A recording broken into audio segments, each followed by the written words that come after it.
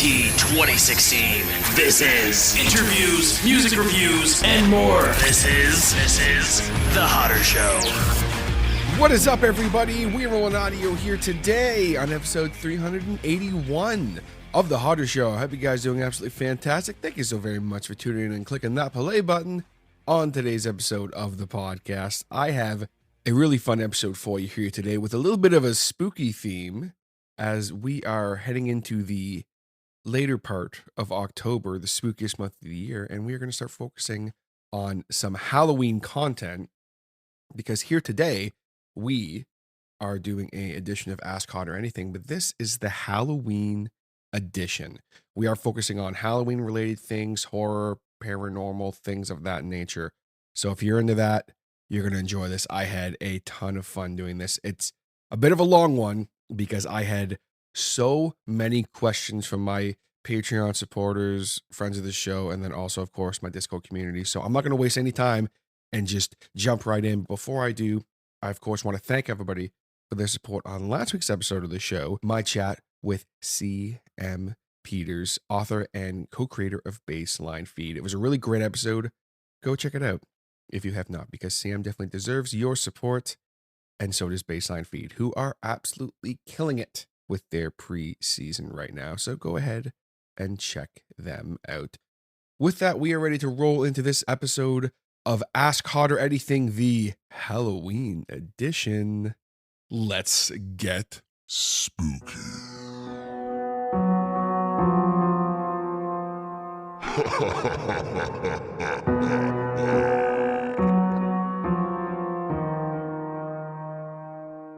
I have like 40 questions here today, which is without a doubt the most I have ever had for a Ask Hodder Anything. And I want to thank all of my Discord fam, all of my Patreon supporters, and also friends of the show for really coming through for me on this one, because I wanted to do an Ask Hodder Anything. I like to try and do those every couple of months at least, or something like that. I just always have a lot of fun with them, and people always seem to really enjoy them because, you know, interaction and so forth. And I thought, as we are getting ready for a couple of really cool Halloween esque content coming up on the Hodder Show here, rest assured you will get you'll get some narrations coming. I'm very excited about that, as that's always a tradition here on the show. And you may even get something I have never done before.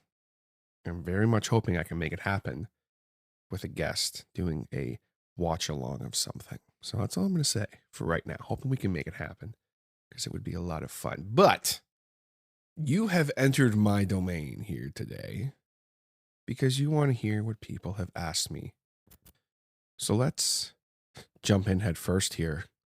First off, with a batch of questions from Patreon supporter and our friend Neil, aka Necrotic Voice, who just had a fantastic showing in parts 1, 2, and 3 of Baseline Feed's stellar preseason stories, Klondike Gold. He really did a great job on that. So just killer job, Neil. Want to give you a shout out for that. Go check them out. First off, starting off with a banger here. Neil would like to know, what is your greatest fear? That is an interesting one because I could go two different ways with this. As far as what I am most afraid of, what freaks me out more than anything in the world, as far as from the standpoint of maybe irrational fears, is the unknown. Things that we can't explain, things that we aren't sure about. That kind of just, that messes with me sometimes. Specifically speaking, I don't like the idea of the fact that we pretty much have, we know, so maybe this is kind of an oxymoron, but we know for sure that there's other life out there in the universe. If you don't think there is, you have to be pretty ignorant. I like that, but at the same time, I really don't like that. I have been ruined by alien movies. I saw Signs when I was really young, and that alien jump scare messed me up pretty good. But then also I saw a third kind when I was really young, and that really fucked me up too, big time. That still fucks me up to this day. So an irrational fear, I guess, is that, if that makes any sense. But then also things that we just can't explain, paranormal and things of that nature. That stuff all does freak me out. As far as a more rational fear, maybe getting a little deep for this edition of Ask Hodder Anything, but you know, what the hell, let's go for it. I have a fear of not feeling like I fulfilled everything I wanted to in this life. And I'm very fortunate that I've been able to knock a few things off my list, so to speak. But there's still a few things I want to do in this life. And that list obviously grows as you get older. Like there's a few key things that I really want to make sure I do in this life. And you know, there's no reason why I can't. And a lot of them I'm working towards. So that's great. But that's probably the most rational fear that I have. That is something that really can freak me out sometimes, that like, you know, I'll be on my deathbed and be like, frig, I never did this or that, or I never tried to do this or what have you. At the very least, try to do something. You know what I'm saying? That's probably the most rational fear that I have, as silly as it is. And also, maybe another irrational fear, but it's, if you ask my wife, what am I most afraid of? What's my greatest fear? She'd probably say, hornets and wasps, because I am irrationally afraid of them. I don't know why. I can't explain it. Is what it is. Anyway, moving on. All these questions are from Neil until I say otherwise here. Is there any horror movie you can't watch? Yes, there is, because it freaked me out too much and I had to turn it off. And I do want to try and watch it again, but I'm not sure I can get through it because of this one moment, and because I was still relatively new into using cannabis at the time. I think it was like my third time ever being under the influence, and we watched Sinister. Now, Sinister is a great horror movie. I don't think anyone would say it's like the most scariest movie ever made or anything, and it's not. But for whatever reason, there is a scene in that movie where there's a picture of the dude, and he's like following the guy, Ethan Hawke's character, as he's walking around the room, and he turns and looks, and he looks directly at the camera, the entity, creature, whatever, and it just hit me in such a way that I was like, that motherfucker is looking right at me. He's looking into my eyes, through my soul. And I turned it off and could not finish it. Was it just because I was under the influence and still relatively new to cannabis? Probably. Didn't help. But to this day, the thought of watching that movie gives me goosebumps. I can't do it because of that scene, because I know that scene's coming. That also being said, there is a new movie that, again, I really want to watch it, but I think it's going to freak me out a lot. And that is No One Will Save You. I believe that's the name of the movie. It's a new Alien movie. Apparently Stephen King said it's one of the most original horror movies he's ever seen. So like, that's pretty cool. But it's a woman who lives alone, very isolated, and basically is attacked by aliens, I guess. And she has to like fend them off. Apparently there's like no dialogue in it, which is kind of cool. But as I said before, alien movies freak me the fuck out. So probably won't watch that one. So those are a couple for you there. When watching scary movies with your wife, who holds who? I don't think I need to say that, because you guys can probably already assume, based off my last two answers, who holds who. It depends. Excuse me. Like we don't really get that scared during her horror movies, especially my wife, because she has been a horror movie fan for years and years and years. Hell, she's one of the reasons why I got into it so heavily. So definitely I'm more of the scaredy cat than she is. But that being said, we both got pretty freaked out watching The Conjuring. I think it was The Conjuring 2 specifically. I think. And a jump scare that got both of us really, really good was actually The Haunting of Hill House. I was just talking with our dear friend Dr. Torment about this the other day. In Hill House, there's a scene where they're like driving somewhere, and then Nellie's ghost like pops up from the back seat and screams to like get them to stop fighting. That literally, I almost pissed myself, and so did she. So maybe that's a sign of how we are when we're watching horror movies. For the most part, we're both pretty good, but I get freaked out a lot more, so she has to hold me. What is your favorite Tim Burton movie? I'll be honest, I'm not like crazy about Tim Burton. I mean, it's pretty lame, but I'm probably gonna have to say Nightmare Before Christmas, just because it's a classic. I didn't really like that movie too much until pretty recently, because I thought it was just a really weird movie. Now I appreciate the artistry of it and the voice acting and all that in it a lot. So probably Nightmare Before Christmas. Also, that being said, I did think Sweeney Todd was quite good as well. So maybe there's a couple there for you. What horror movies do you think you could survive, and which ones do you think you would tragically fail? Horror movies I would survive if you consider them horror movies. I guess the more slashers would be the whole wrong turn thing. I just wouldn't make the fucking wrong turn. Or I wouldn't go to the places, I just wouldn't. I'd be like, nope, we're done. As far as which ones I would tragically fail,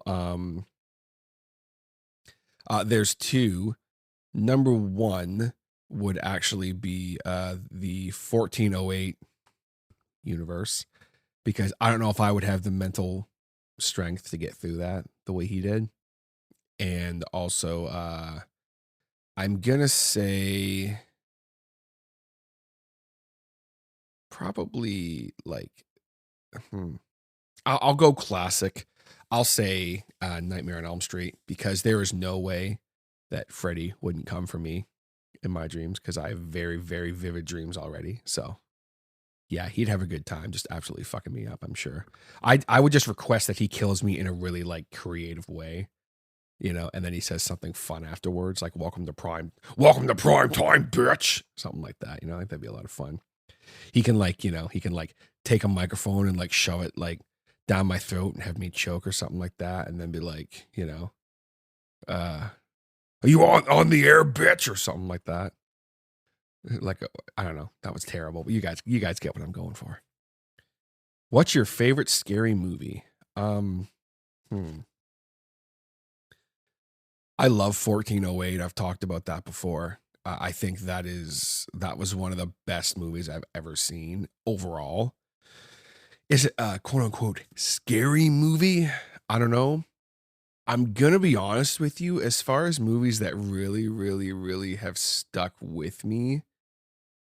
Oh man. I'm gonna probably have to say Smile. I think that movie, that is like the reason why I love Smile so much, is because I is one of my two favorite cliches of horror put together, where there is like an entity that is doing things, or a demon, whatever the hell, and something that isn't scary that turns scary, which is someone smiling at you. I'm a sucker for good cliches like that. I don't know. Maybe it's lame, but I think those probably would have to be a couple of my favorite cliches. So because of that, Smile, but also I loved 1408. So hopefully that answers your question. I know it's not like a classic that everyone loves or whatever, but that's just how she goes here, I guess. So hopefully that answers your questions. Neil, thank you very much for your questions and support, brother. Appreciate you. We have a batch of questions here from Mo from Baseline Feed, who again, Baseline Feed are killing it right now with their preseason stuff. Go check it out. Season 3 is coming and it's going to be freaking awesome. Is there a scary story your parents told you when you were a child that gave you a real fear? Yes, there are two. One of which kept me up at night for ever. And that was just quite simply this. I was maybe being a little bit of a prick as far as with not doing my homework and stuff like that. And for some random reason, my mother told me there was like a knock at our door really late one night, or in my mind, it felt like it was really late. Probably wasn't actually that late. And for some reason, the next day, my mom told me that it was Death, and he had come to ask if there were any naughty children in our household that weren't doing their homework and listening to their parents. And they said no, but that if I didn't, that he would come back. And yeah, that kept me up at night for a while. And when I say death, I mean like, I'm remembering it as her saying it was death, but it could have been like just some monster or something. I don't think she was insinuating that, death was, I was going to die if I didn't do my homework. But yeah, I that's how I seem to remember it.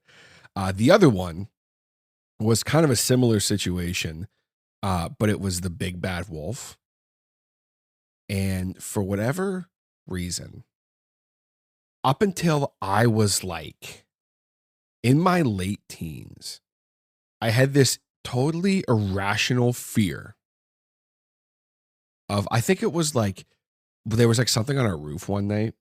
And like, I think like either my dad or someone jokingly said it was the big bad wolf coming to look in and see if we were doing our homework or something. Something totally silly and a throwaway. But for whatever reason, I was a really sensitive kid about stuff like that, I guess.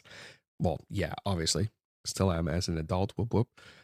I had this totally irrational fear of like, that I would like look out a window and would see like the big bad wolf like poking his head down and looking in the window at me. And then that fear turned into just some random person. And here we are as an adult. That still kind of sort of, I think about that still once in a while.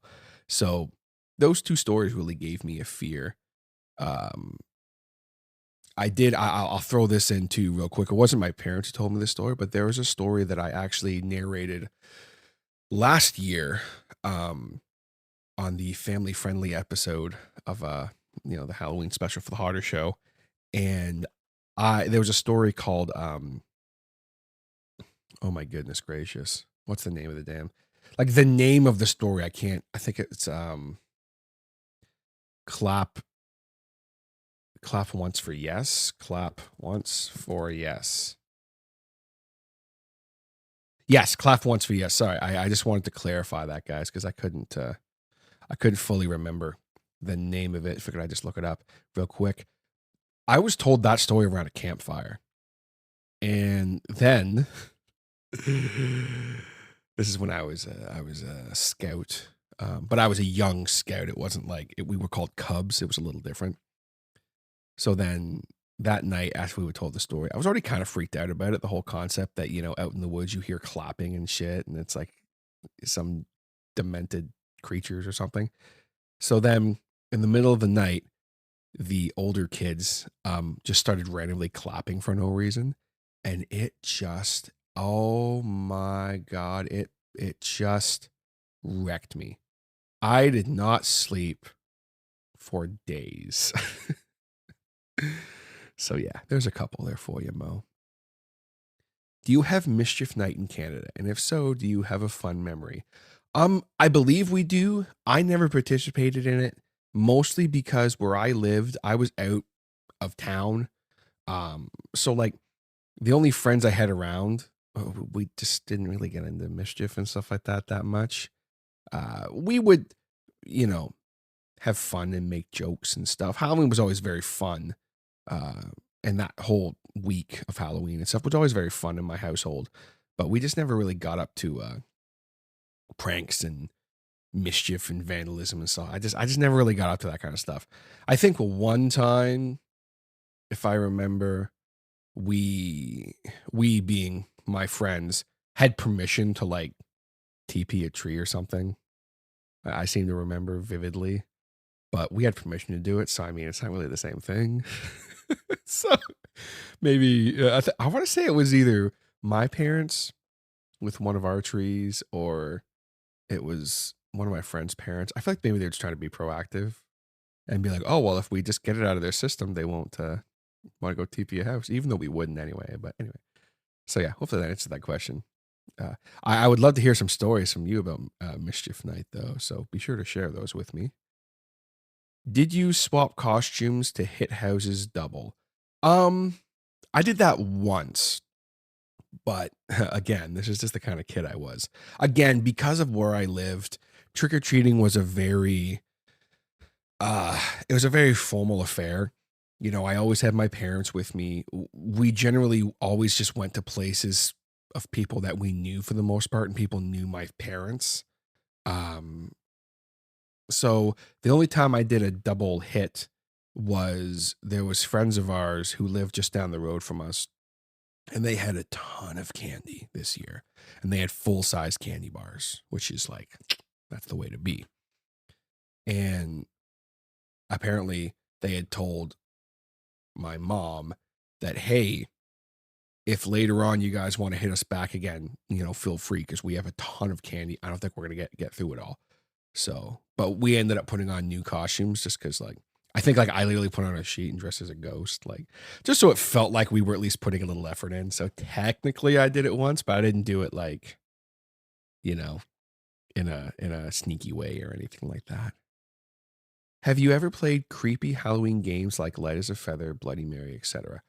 We played Bloody Mary once when I was an older scout. It wasn't at Halloween, but we did play Bloody Mary once.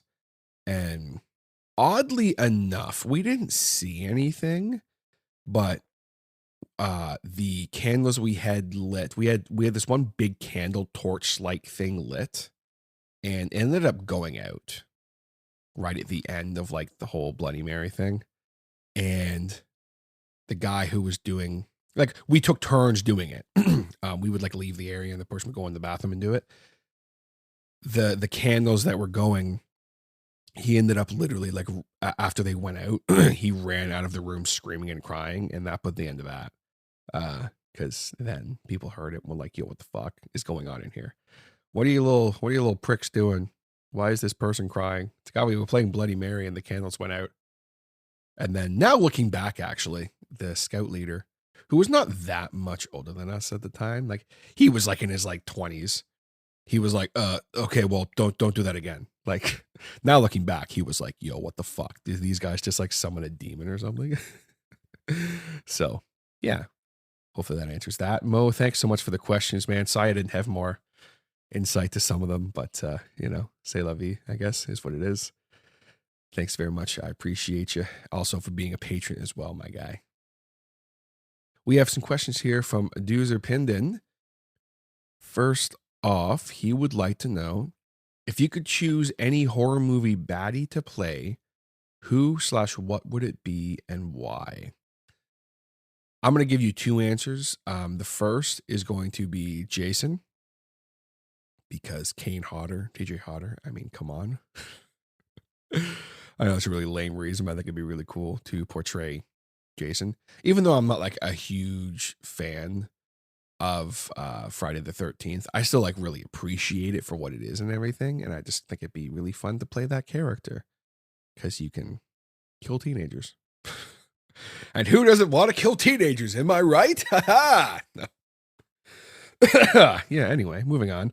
The other one, the more serious one, I would love to portray some kind of a disturbed, like, just killer in like like American Horror Story or something like that. I don't know if I want to be like a main person, but like just like a really memorable character from like a TV show or something. You know what I mean? Does that make sense? Like I'd really want to play something like that. That was like, is this person supernatural?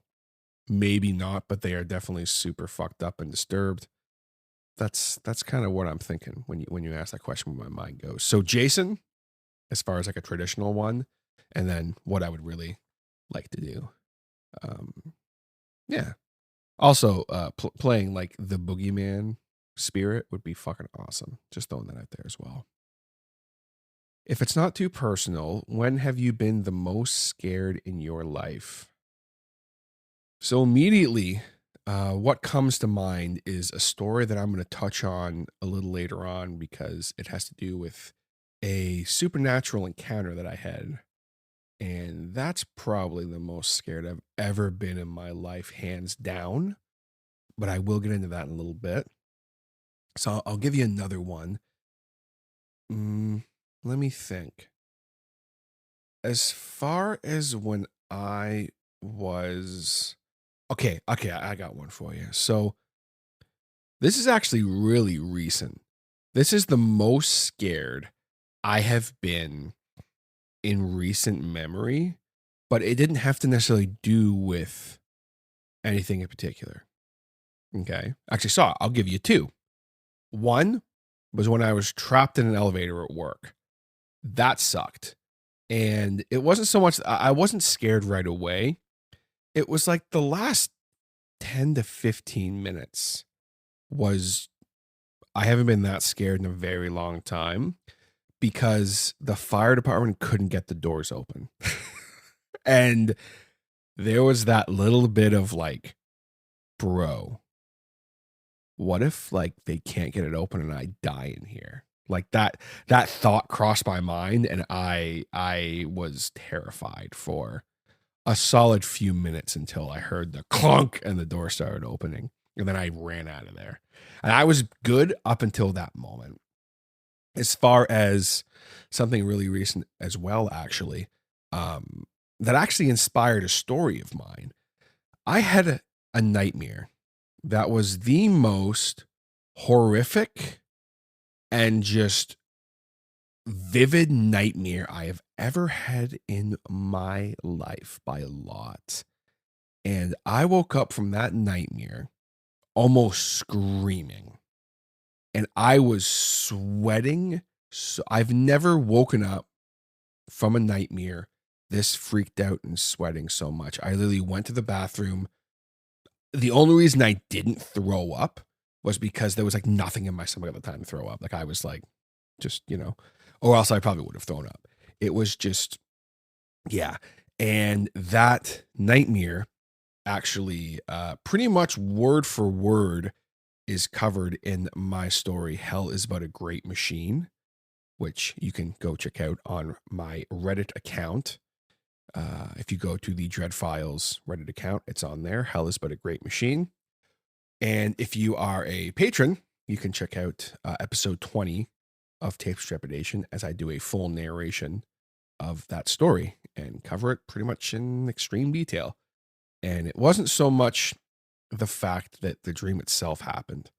It was that in the dream, I woke up from the nightmare and then experienced something that just fucked me up a lot. And then that's what woke me up.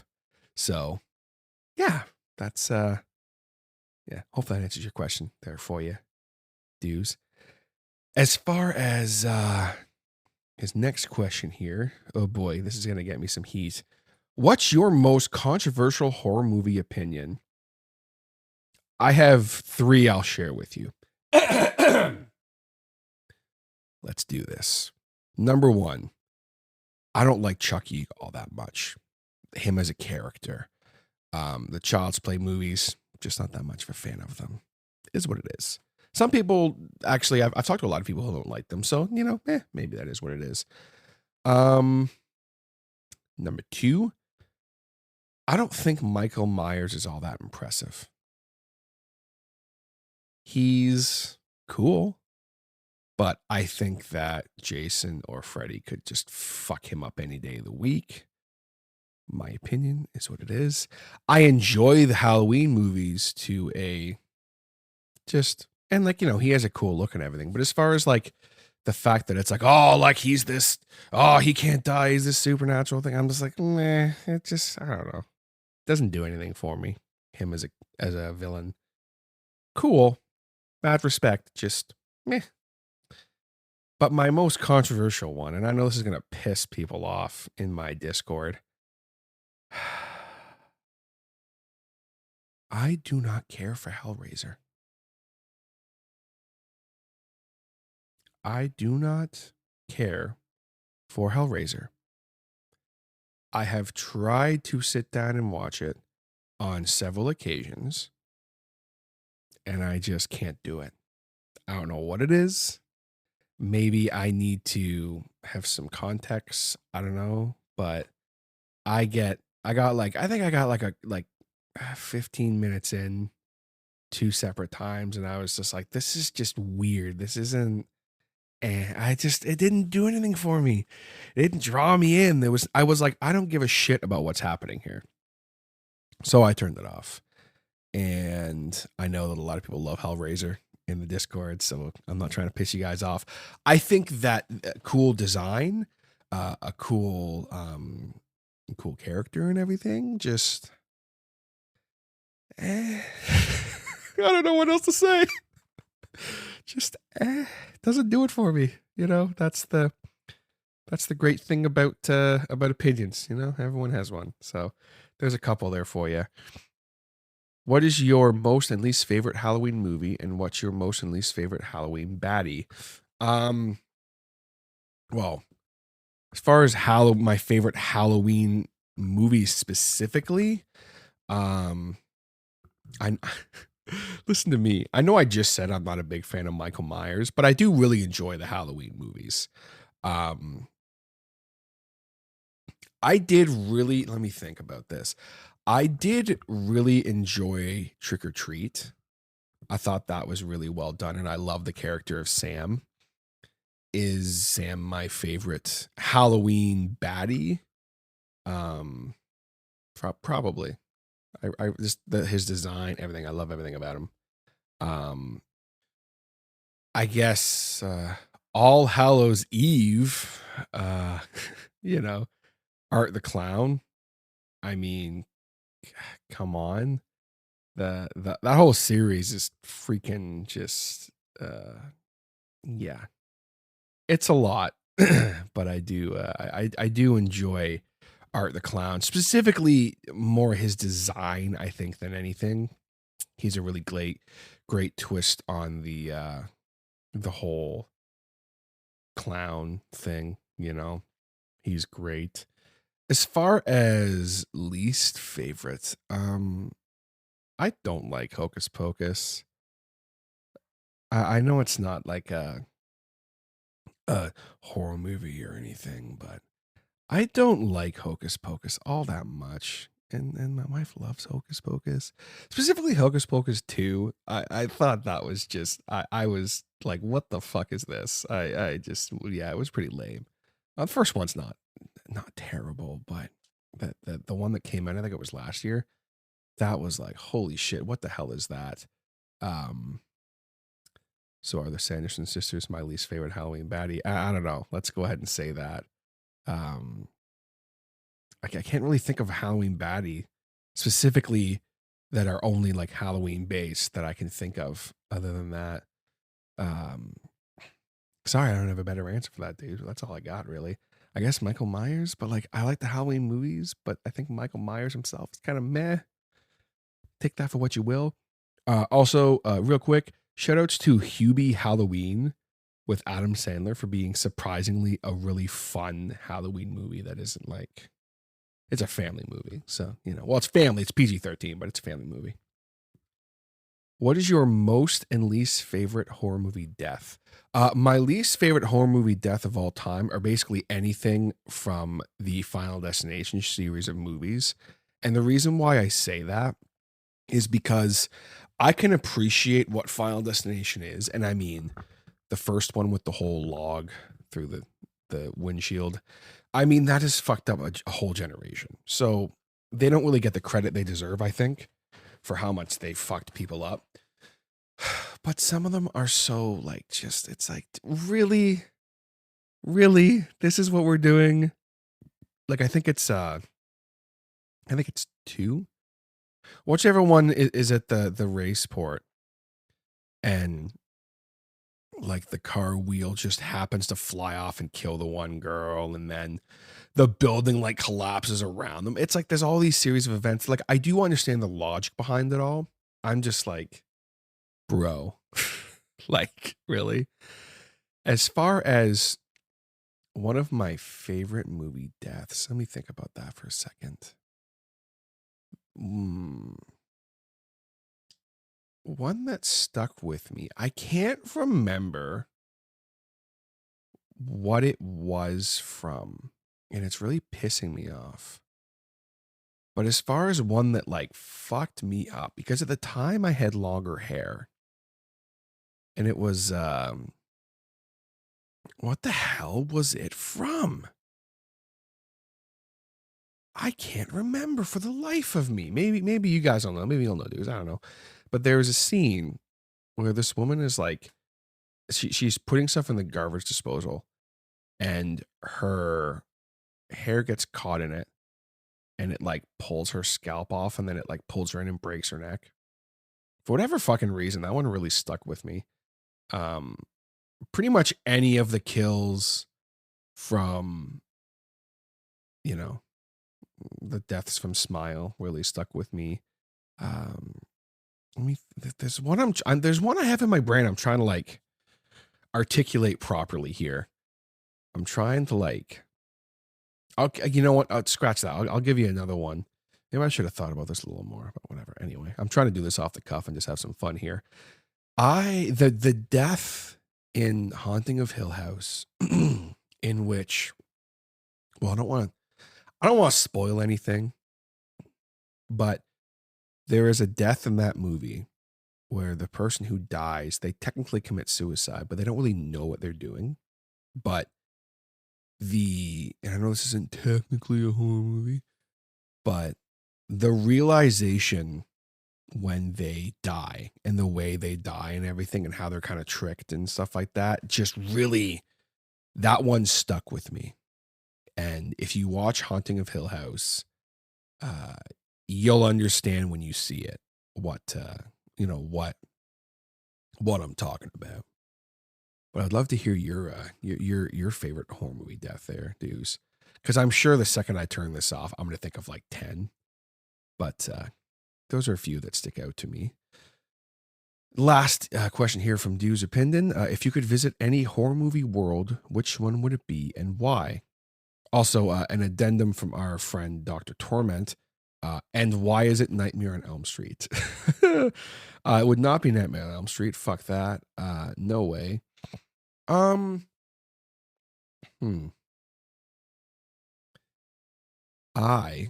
would. I mean, I wouldn't want to visit any horror movie world. I don't want to deal with that. If I had to pick one.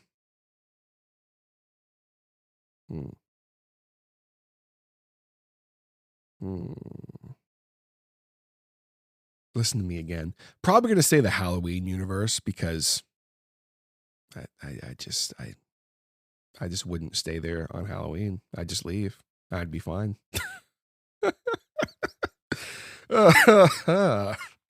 Yeah, not Nightmare on Elm Street. No way at all. So thanks for those questions, dudes. I appreciate you and all your support. We have a batch of questions here from our dear friend Tim from Greensboro. And he starts off with a wonderful question. Favorite WCW Halloween Havoc pay-per-view? Of course, he would start this way. This is really simple, Tim.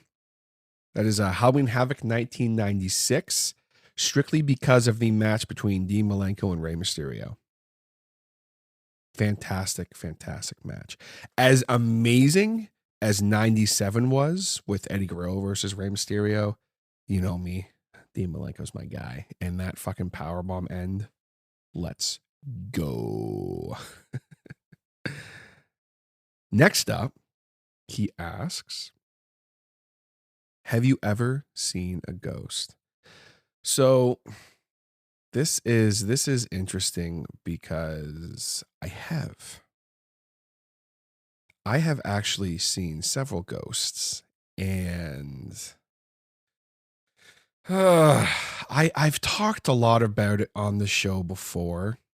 If you want a real deep dive, because I would spend the rest of the episode talking about it, Tim, but if you want a real deep dive into my experiences with ghosts specifically, last year I did an episode that was, it's called The Ghosts of Gigs Music. And Gigs Music was the music store that I worked at a few years ago. And it was haunted. Specifically, the basement was haunted. And if you want to hear all about that, I did do an episode on it a few years ago. That's a great episode. The one I did last year, I was sick, so like it's not the greatest quality, but I really wanted to talk about it again and kind of look back on it as, you know, having a few years of experience and more understanding of things in the world. But I have seen a ghost, and I saw several ghosts at Gigs Music. And I will tell you one very quick story as far as the scaredest I have ever been in my scaredest a word it is now, fuck it, I've ever been in my entire life. This does also kind of sort of tie into a question a little later on, but I'm going to tell it from a different angle. There was down in the basement. So this building used to be apparently it was a crematorium back in the day. Is that true? I can't say for certain, but apparently it used to be a crematorium back in the day. So we were told. And I believe it. In the basement of the building, there was a bunch of shelves and stuff. And we had like, you know, boxes for the guitars down there. Sometimes we'd keep cases, a ton of overstock for stuff that like wouldn't get damaged, like cables and stuff like that, and cords and things of that nature. And so I would have to go down there, you know, once in a blue moon, and I discovered while I was down there that there was this like little mirror, and it was nothing special. It was just like a cheap dollar store plastic mirror. And the one time I held the mirror up, and there was a face in the mirror, and it was the face of an older woman. And she was smiling at me. And what freaked me out about it the most was not that she was smiling at me in the mirror. It was the fact that where I was holding the mirror, I was seeing like kind of the top part of her face. So that meant that she was directly beside me. And I put the mirror down and started walking towards the old, like, plank wood stairs to go up to the main part of the building. That was the actual shop. I took one step, two step, and then I stopped. And I looked down at my shirt, and it was being pulled a little bit, like it had caught on a nail or something, which I thought it had. And I turned, and I swear to you, I am not making this up. I wish I was. I fucking saw that woman holding my shirt, smiling at me. And I fucking screamed so loud and just tore my shirt away, ran up the stairs on all fours, slammed the door shut, locked it, which we weren't supposed to do because it was a huge pain in the ass to get unlocked, ran outside of the building onto the street. This was at like 9:30 at night, mind you, so there wasn't a lot of traffic. Fell down onto the street and was hyperventilating, crying, and just like shrieking. And one of our music teachers was still there. He finished a lesson. He was like doing some work before we closed up. He came running out from the back, and he was like, dude, like, are you all right? And like someone from across the street there was a bar across the street, came running over, and they're like, oh my God, are you all right? Like, I have never been that scared in my entire life. The feeling that I had in that moment was just, I can't explain it. I don't know what would have happened to me if I stayed in that basement. but I don't think anything good would have happened. And anytime I was down there, I got the feeling that I should not be fucking down there. And every encounter that I had with a spirit or a ghost gave me that feeling, except for one, but I will get to that in a little bit because it was the last one that I had. And I'll tell you guys that story in a little bit. But if you want a little more of a detailed story, check out the Ghosts of Gigs Music podcast on the Hodder Show. There's the revisited version, which is good because I go into a bit more detail and focus on the actual basement ghosts more so than other stuff. Because I had another encounter that was really weird that I thought was a ghost. But now, like looking back, I'm like, was it a ghost or was it just some weird coincidence? I don't know. Anyway, it's beside the point. But hopefully that answers that question, Tim, from Greensboro. Scariest place you've ever been? Gigs Music Basement, hands down, bar none. I'm trying to think if there's anywhere else that, not really, that I can think of. There's you know what? There was a school that I've only been to once, and I walked in that building, and it just immediately gave me a bad vibe. I was like, and I kept like walking through cold spots and shit. And I was like, what the fuck is going on here? I finished my work and got the fuck out of there. That's the only other thing I can think of. There isn't anywhere that I've been to a couple places that people said were haunted and stuff like that. I've never gotten a weird feeling. But yeah, the basement of Gigs Music, the scariest place I've ever been. Are you more of a tricker or a treater? Oh, I am a treater. I'm not a tricker. I want to just have treats, you know. I don't want to fuck around with anything like that. Scariest childhood memory. Okay, I will go with a real one. When I was still pretty young, I got a phone call from someone. And I literally, it was just a random phone call. And the person is just like, hey, this is your friend from school, so-and-so. And I was like, okay. Mind you, this friend of mine lived across the street. And I was like, okay, well, what's up? And they were like, oh, well, like, you know, do you want to hang out? Me and my dad will come pick you up. And I was like, what? Like, what? And I was like, I literally said, I was like, why would your dad come pick me up? And he's like, oh, we'll hang out. Yeah, we're going to hang out. And it was the way they said hang out. It just, I was like, no, like, what are you talking about? And then my mom ended up grabbing the phone and was like, who is this? And they hung up. And that's something that may not sound that scary, but I am convinced that, like, if I had said yes and was picked up or something really bad would have happened to me. So, looking back on that as an adult, that freaks me the fuck out. That scares the shit out of me.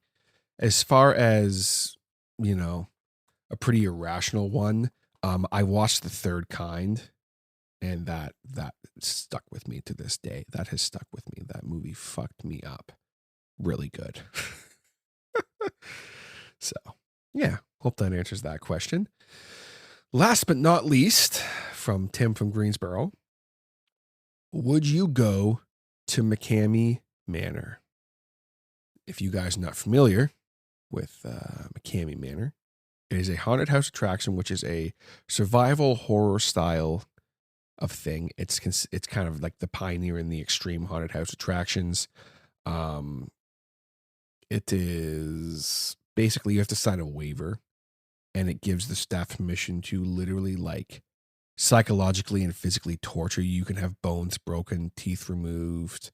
You can be drugged. That's not, no, that's not a thing. Um, I I think that's really fucking stupid, to be honest with you. I think it's not, that's not fun. You know, that's not a that's not to me what it should be about. You know what I'm saying? I don't agree with that. I think stuff like that gives horror and people who love horror and stuff like that a really bad name, because it's like, oh, like I know someone who works in a real haunted house. It's one of the best ones in Canada, by the way. And you know, it's someone who really loves his craft, and he loves to scare the shit out of you, and he'll fuck with you and stuff. But like, he's not gonna like rip your tooth out. Like, what the fuck is that? I don't know. I'm not a fan of it. I think it's really lame. Uh, and that's my 2 cents on it. Is what it is. I think the whole thing is very lame, and it doesn't do anything good for horror in general and scares and things of that nature. So hopefully that answers that question, Tim. Thank you very much. I appreciate all of your support. We have a quick question here from our man Eric Phones. Actually, a couple of quick questions that I will dive in here too. How do you feel about candy corn? I don't like it, but I don't hate it as much as some people. Like, if there's a bowl of candy corn and I'm like just chilling in a room, I might take a couple pieces, but I'm not gonna like go nuts and buy a bag or anything like that. So I'm kind of meh on it. Do you have any film aspirations ever? We'll say horror film aspirations ever. Yes, I kind of already touched on that earlier, but I would love to just have a small little role as like some kind of crazy person or something. You know, I think that'd be a lot of fun. And doing the voice acting stuff kind of sort of scratches that itch a little bit. I don't want to be an actor per se, but I'd love to have like a small role in like a random independent film or something like that, where I can just be like some crazy person who like kills someone or something like that. Just a really like weird character. I think that'd be cool. That'd be a lot of fun. Uh, Hopefully that answers those questions, Eric. Thanks very much, buddy. I appreciate all of your support and for being a patron. Have a few questions here from my man Adam. What is a couple costume that you would love to do? Let me think. Well, I would like to do the lame ones, you know, like the plug in the outlet, sausage and or bacon and eggs. I saw one that was a peanut butter and jelly. I thought that was hilarious. Sam is not down, but I think that'd be a lot of fun. As far as like a more serious one, let me think about that for a second. It'd be cool to do like, you know, we talked about doing I can't remember like Jack Skellington and Sally, just because, you know, Sam's a redhead, so it kind of sort of makes sense. That'd be fun to do, but I am not the kind of person who can dress as Jack Skellington. So fat guys can't be Jack Skellington, but I think that'd be a lot of fun to do. What is a costume you would love to do? I was Twisty the Clown from American Horror Story once before, but I would love to do that costume again and really stay in character the whole time. Because I did a lot. Like that night I was Twisty the Clown, I stayed in character pretty much the whole night. Well, not too in character because I didn't kill anybody, but I love being characters where I can really just have fun with it. So any costume that I can adorn a mask and just not be myself and have people aren't really sure. Like when I wore the Twisty costume, and I walked into my work, there was a few people who didn't know it was me. And I actually really quick funny story about that. I walked in And there were customers in the building, and like they were freaked the fuck out. They were like, yo, what the fuck? Because I was just walking, dragging my bag behind me like he does in the show. And a couple people knew the characters. So they were like, oh my God, like what the fuck? What the fuck? What the fuck? What's going on?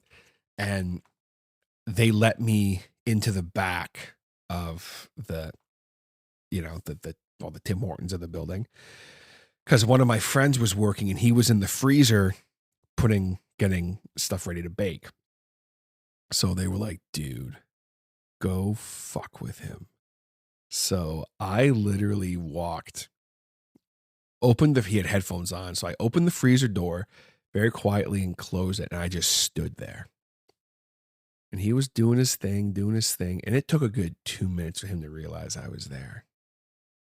And he turned and saw me and just stared at me for a solid 30 seconds before he said anything. He was just like, what are you doing? Who are you? Like, what are you doing? Who are you? What are you doing? What are you doing? Get out. You can't be in here. What are you doing? Like, he freaked out. He likes to say he didn't, but he was white as a ghost. And then I reached in my bag and gave him a toy or whatever. And then I left. But when I left, I slammed the door shut and then I shut the light off. So he ran for it and tried to open it and he couldn't. And then obviously I let him out like 3 seconds later. And then I took off my mask and gave him a big hug. He was pretty upset for about a minute. And then he thought it was fucking hilarious because he always talked about how like nothing could scare him and everything. So yeah, I gave him a pretty good fright because he didn't know it was me. And that's what was funny about it. Neither did my boss, who I didn't know was there. And she came down the stairs and was like, what the hell is this? Who are you? Why are you here? And then I was like, hey, it's just me. And she was like, yo, what the fuck? I thought you were like some freak. And I was like, I am kind of. So yeah, that was a fun one. I'd like to do that again. Do you feel costumes should be more scary than just dressing up? I'm not against dressing up as like fun costumes, but I definitely prefer a more scary type of costume, if that makes any sense. Ideal candy to get while trick-or-treating. I don't really care what it is, but it's just a full-size candy bar. Whatever is a full-size candy bar, that's the way to go. I don't care. Obviously, I have my favorites. I like my my Kit Kats and Mr. Bigs and things of that nature. But I'm not super picky about what it is. I like gummies and stuff like that. So like getting gummies is cool. But like when I was a kid, the best thing was when you got a full-size candy bar. It was like, oh shit, yeah. I got a full-size Snickers. I got a full-size this, a full-size that.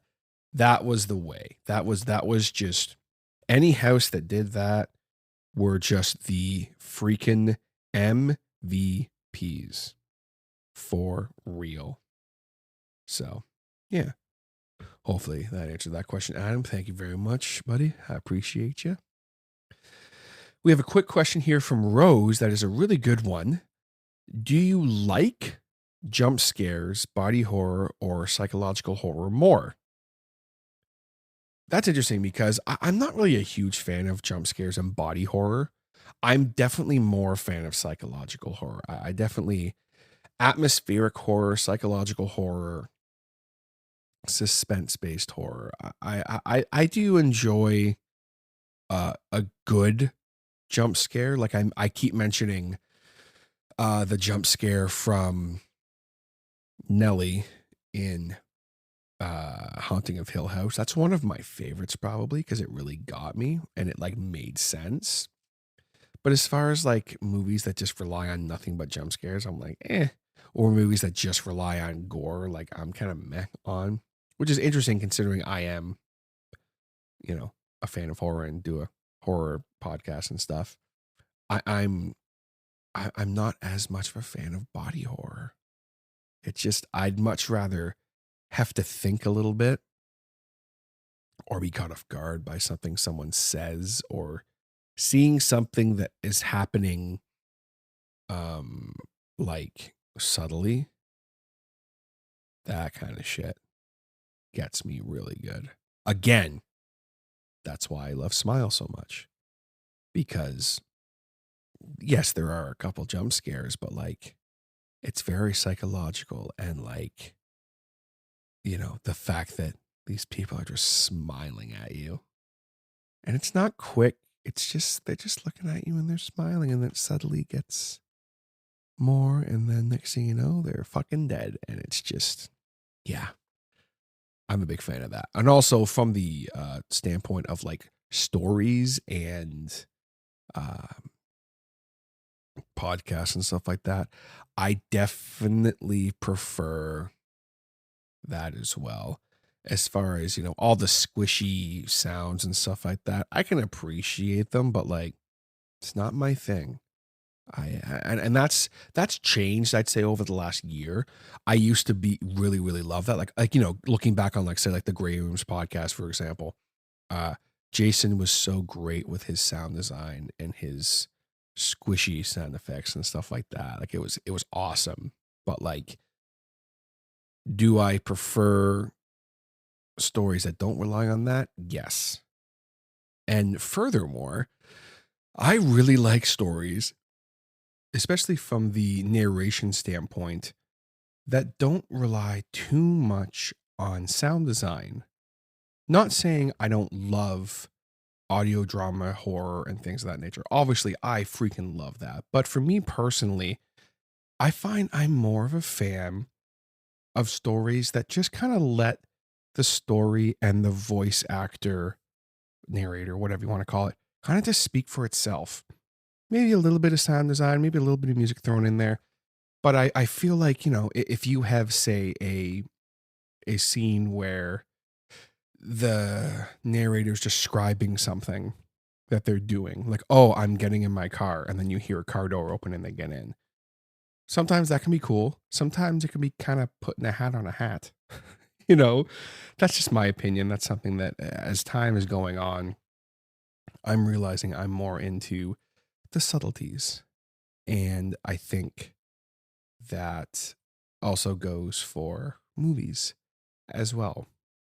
So hopefully that answers your question, Rose. Thank you so very much. And also, Bray, because you kind of sort of asked a very similar question.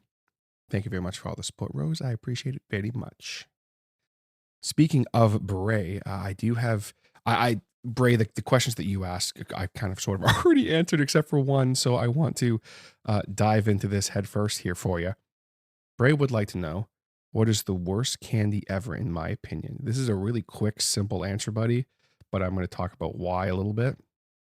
That is, I believe in the States, they call them Mounds bars, which is literally a coconut bar with chocolate on it. To me, there is no more disgusting thing to put in candy or desserts or treats of any kind than coconut. I would rather have raisins. I would rather have dates. I'm pretty sure I would rather, like, I don't even know. Like, think of, I don't like dates. I don't like raisins all that much, but I would much rather have those. Okay? Than coconut. Nothing ruins anything in this world more than if it's coconut related. I do not fucking like coconut. It is one of my least favorite things on the planet. So, coconut chocolate bar. Worst thing on the face of the earth. Worst candy ever. You can quote me on that and you can take that to the bank. So, hopefully that answers your question, Bray. I want to give a shout out here to Justin from my Discord. Justin is a big supporter of mine. I appreciate all your support, buddy. You did ask me what it was the one of the scariest moments of my life, and I did kind of already touch on that. I'm going to touch on another one in a little bit because it kind of sort of wraps into that, but I will give you a quick another moment that I can pick out as far as a scary moment that has nothing to do with Halloween or anything. It's just a kind of now it's a funny, scary moment. I was driving my car in the middle of winter, and I hit a patch of black ice and spun. I did a full 180 and was facing backwards on the highway, and there's a transport truck coming at me. And he could not, like, he started to hit the brakes, but he was skidding because he also hit the black ice. And for whatever reason, I had the wherewithal to put my truck in reverse and just hit the gas. And by just pure dumb luck, I did not hit any black ice. I must have just passed the patch. So my car, or my truck, I just floored it. And I drove backwards for like quite a bit until I got far enough ahead of him and he was able to slow down enough that I could kind of quickly correct myself and then gun it. So that was one of the scariest moments in my life because I legit almost died. Like I would have died. There's no way I would have survived that crash. And for whatever reason, it just luck and wherewithal, I guess. Yeah. So that's one of the scariest moments of my life. I guess it was technically one of the scariest things that I've ever encountered. But that was a pretty scary thing I encountered. The ghost of Gigs Music, 100% still the most scariest things I've ever encountered. And I'm going to touch on that a little bit more in just a second with my next batch of questions here, Justin. But I just want to give you a shout out. Thank you very much, buddy. I appreciate you. The next batch of questions that I have here is from my good friend, Mr. J.M. Scherf, who was actually just on the Hodder Show very recently. Big shout out to J.M. He would like to know, first off, have you ever had an encounter with the supernatural? Yes. As you heard earlier, I have had several encounters, and I talked about the old lady ghost. That was 100% the scariest freaking moment of my life, but I'm going to give you another one. It was the last time that I was ever in the basement at the store, Gigs Music. I went down there, and it was when we were moving out of the store. So the store at this point was closed. We were moving things out. And the last few things that were down there in the basement, there was a couple of old guitar cases. There was like some random boxes and shit. And there was that mirror that I talked about earlier, because I never touched the damn thing again. And I had helpers who I would send down there to do stuff because they never experienced anything when we were down there. So I was like, you know what? If I send 2 of them down there, everything should be fine. And everything was fine. None of them ever had any weird experiences. I had one co-op student who did have some experiences, which if you actually go back and listen to the original Ghosts of Gigs Music episode, which was episode 136, I believe, I had him on to talk about the Ghosts of Gigs Music with me. And he talks a little bit about his experiences, but nothing really crazy. However, back to my story here. The final encounter that I had there, and really the final encounter I've really had with something that I physically have seen. I've had weird things happen around me, and I've had weird feelings and things out of the corner of my eye maybe that I've seen in certain places, but nothing ever even remotely this vivid ever again. And I hope I never have anything this vivid ever again in my experience. So I went downstairs and I took everything upstairs except for the mirror. The mirror was the last thing I took out of the basement for obvious reasons. I literally picked this thing up, and as I was walking up the stairs, out of the corner of my eye in the mirror, I saw a figure, and I was like, oh, nope. But them damn intrusive thoughts, man. I looked and saw a woman who was just standing there. And she looked totally normal. And I was like, oh, okay. And so I held the mirror up a little bit, and I'm looking at this woman. She didn't have a threatening aura or anything. She didn't seem odd or anything at all. And I just was kind of looking at her, and I was like, you know what? This is the last time I'm going to be down here. I'm going to say something. And this, I think it was the last time I was down here. I can't. Now I'm thinking I can't fully recall if this was actually the last time that I was down here, but right now in my mind, that was the last time I was down there. And I looked at her and I was opened my mouth to say something because for the first time I was like, I'm going to try and communicate with one of these spirits. And as I went to go say hello, she slowly took her finger, put it up to her lips, and did the motion for a shush. She didn't do it maliciously. She didn't, nothing, just a shush.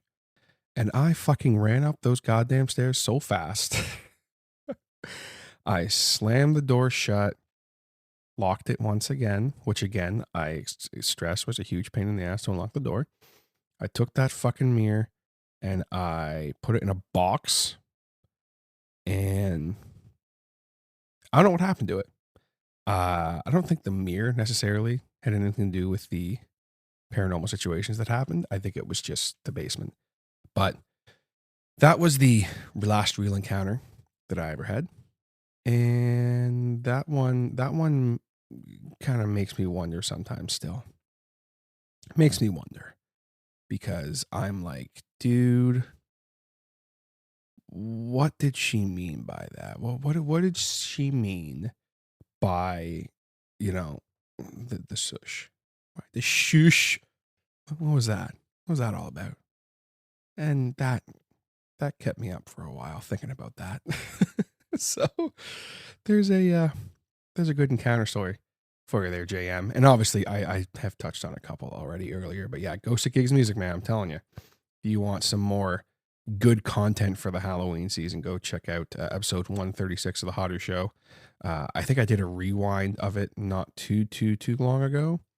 And then I did do a Ghost of Gigs Music revisited last year for Halloween. So go check that out as well. If you want a little bit more in detail about those experiences.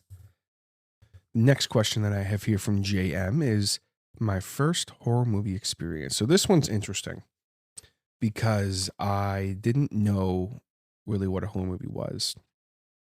And it was actually one of my first times being home alone. And I was watching TV and I found this movie. Now, here's the problem, JM, is I know it was a Dracula of some kind or a vampire-esque Dracula movie. I can tell you two things about it that freaked me out. One of which was before the movie even freaking started. And that was like the intro credits. I don't remember who did the movie or anything. And I don't know specifically what movie that it was. I know it was a Dracula. I think it was the 1992 version, but I'm not sure because I can't find this intro for it. It may have been the 1974 version. I can't say for certain, but I know it was a Dracula for sure. But in the intro credits, it says like whoever made the movie. And in this opening credit scene, suddenly the like shape of the logo turns into like this like weird bat. And it screams and like flies towards the TV screen. And that fucked me up really bad. And I didn't know what I was watching. So I'm watching this movie. I remember kind of fading in and out from watching it. But the one scene I remember very vividly, and that's what I can't figure out what this was that I was watching. I remember a woman in a bedroom. And I want to say she was either in a tub or she was getting ready for bed, something of that nature. And it was snowing outside. And the vampire, Dracula, whatever, was like looking through he was like wiping snow off a window and looking through at her. And he ended up, entering the room and messing her up. And that's when I turned the movie off because that scene freaked me out because, as I talked about earlier, I already kind of had a fear of like people looking down through a window at me. I don't know if it was 1974's Dracula if it was it may have been an earlier one. I seem to remember it being an old movie. And yeah, that's the first experience with a home movie I ever really had. From there, the next real experience that I can vividly remember was watching Third Kind. And I talked about already how much that messed me up. So yeah, that was my first real home movie experience that I can remember.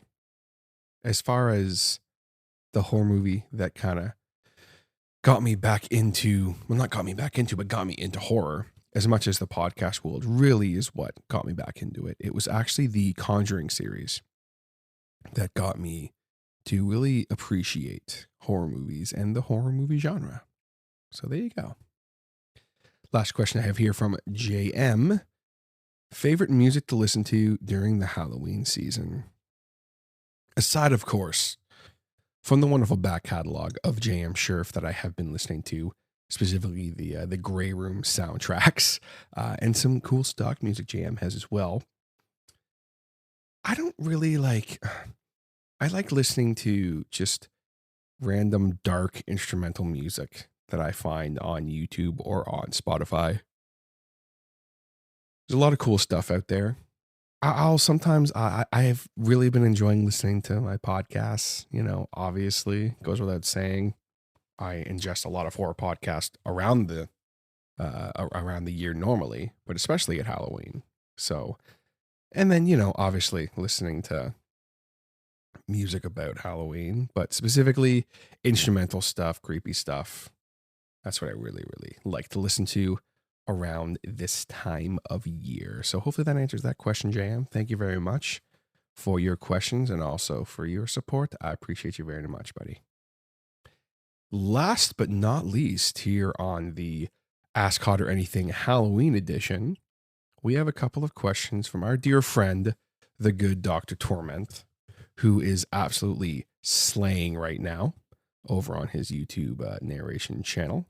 If you are looking for some creepy stuff, go and check him out because he's awesome. He just did a video for Slender Man, and it is the best narration of Slender Man that I've ever heard. I think that what he did was absolutely incredible, and so do a lot of other people. So go and check it out. Support my boy. Support our dear friend, the good Dr. Torment. But his questions specifically that he has asked. The first is, what is my favorite classic horror movie and literature thus far? So as far as my favorite classic horror movie, I'm going to go way classic with this, buddy. I think Nosferatu is really cool. I really do. That scene where he's sneaking up the stairs, get the fuck out of here. That is a very cool scene. As far as classic horror is concerned, I think that scene, the music and everything, it's really cool. I'm not going to sit here and say it holds up, but it doesn't not hold up either. I'm just going to go ahead and say that. I think that's a lot of fun watching that movie, especially by today's standards. As far as kind of maybe throwing a slightly more recent one in there, I mean, obviously Nightmare on Elm Street is always cool. And one that I guess you could maybe consider a classic nowadays, depending on who you ask, is 1408. Because I just like mentioning that movie. And in 20, 30 years, I will say Smile. How do you like that, folks? I mentioned Smile several times in this podcast. And I did it once again. As far as literature, I like how he said thus far too, because he knows I'm in this weird spot right now, guys, where like I'm catching up on so much stuff that like I'm discovering things that people already know are awesome. But that's what's fun for me is I'm like, I just read a story. So this is my favorite classic story right now. And that is H.P. Lovecraft's story, The Outsider. I loved every second of that story. And I thought that the ending was absolutely incredible. And I saw how a lot of people took inspiration from that story for things. Not like they copied it, but I can see where inspiration came from as far as for psychological twists in a story. So probably The Outsider is my favorite. I'm going to go ahead and be lame and say that also The Raven by Edgar Allan Poe. I I mean, I fucking love it. I can't sit here and lie to you guys. But there's a lot of really cool stuff that I'm getting into reading. The Fall of the House of Usher is something I am actually, I just started picking through tonight actually while I was on break because I want to watch the Netflix series. And I had never read the story before. And I'm only like a couple pages in. It's a short story, so like I'll be able to get through it in one sitting. I just didn't really have time tonight. So that's tomorrow's job actually, is to get through that full story so I can watch the series and appreciate it fully. But I was really thoroughly enjoying that. There's so many classic stories, but right now it is The Outsider. So hopefully that answers that question for you, Dr. Torment. I'd love to know yours. Hit me up and let me know. And the final question I have here on the Ask Hodder Anything Halloween edition is a really interesting one. And we're going to close off with this. From your youth to now, how much is different from experiencing Halloween? This is an interesting question because when I was young, I didn't appreciate horror. I didn't appreciate the spooky aspect of Halloween. I didn't really experience the mischievous side of things, the trickery and things of that nature. Maybe a tiny little bit. I didn't really I wasn't a fan of haunted houses and stuff like that. So I never really experienced all that until I was an adult.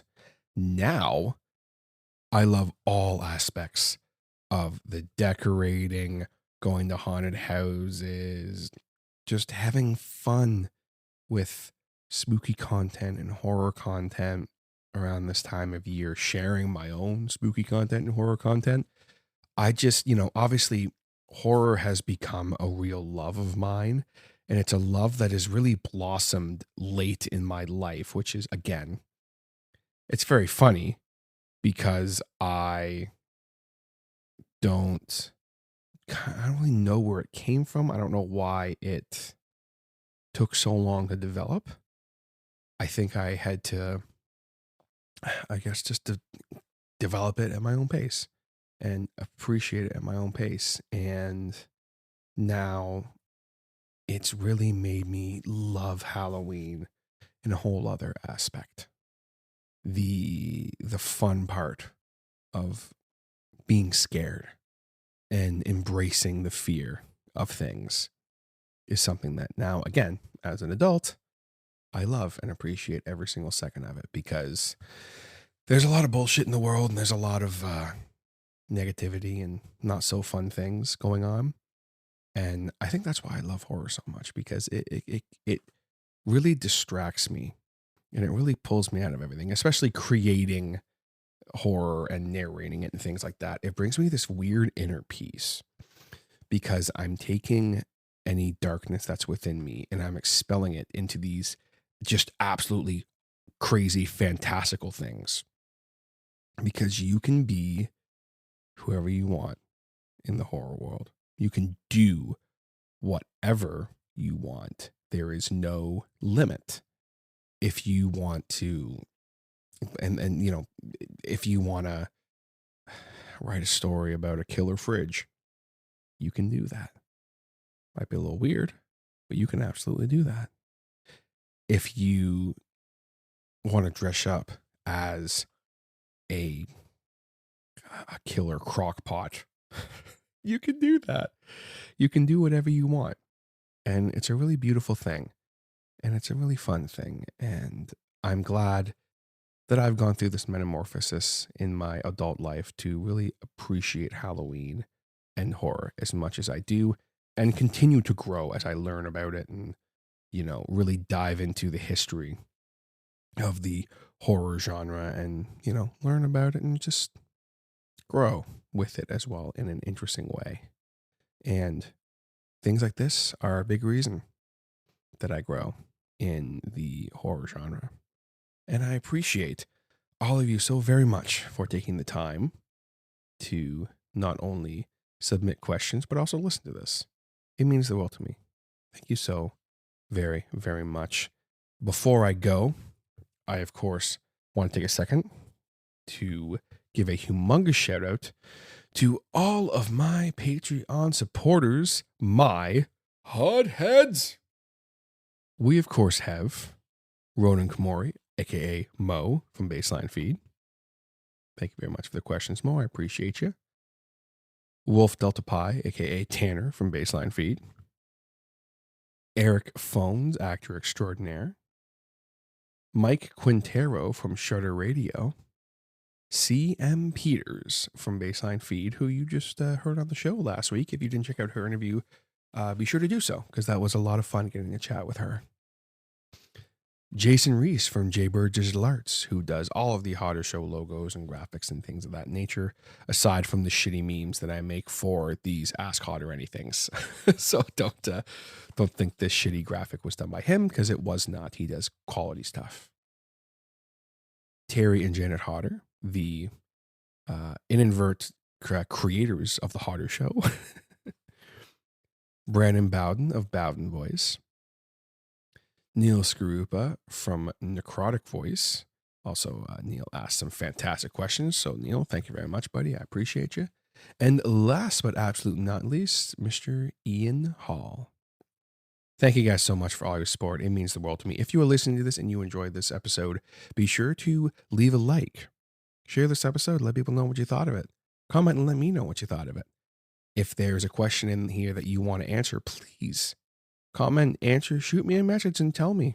I would love to hear from you guys. Halloween is a time of year to celebrate the spooky and the strange and the paranormal and the fun things in the world and candy and all that stuff. So let me know.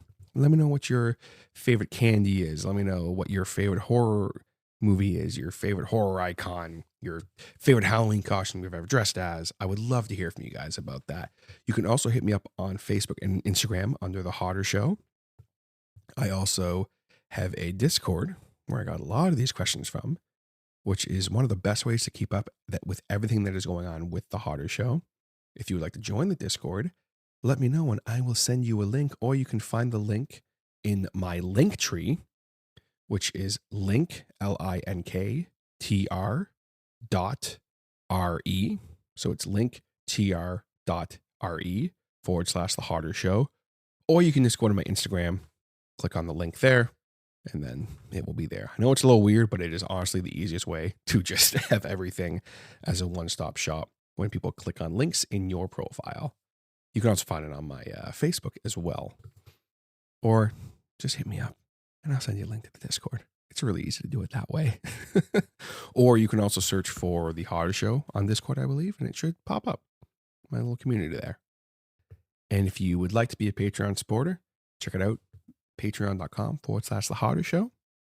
And join all of my wonderful Patreon family that a lot of which you heard from, and you get a shout out at the end of every single episode of The Hodder Show, as well as access to the Tapes of Trepidation, my horror narration podcast that I am doing exclusively for my Patreon family right now. But that won't last forever, so, go check it out, especially this time of year. $5 will get you access to all 30 plus episodes of Tapes of Trepidation. And there's going to be at least 2 more coming this month.